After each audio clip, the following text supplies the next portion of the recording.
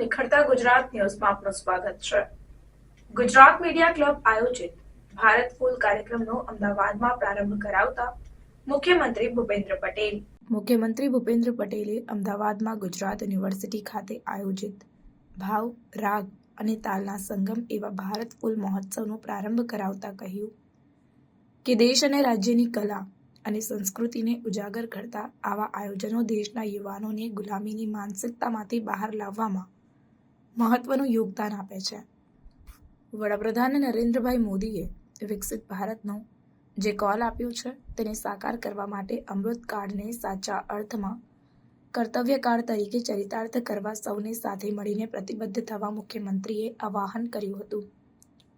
Gujarat media club દ્વારા આયોજિત ભારત ફૂલ કાર્યક્રમના પ્રારંભે સૌને નવા વર્ષની શુભકામનાઓ પાઠવી મુખ્યમંત્રી ભૂપેન્દ્ર પટેલે ભાવ વિશે વાત કરતા કહ્યું કે આપણી સંસ્કૃતિમાં ભાવનું વિશેષ મહત્વ રહેલું છે.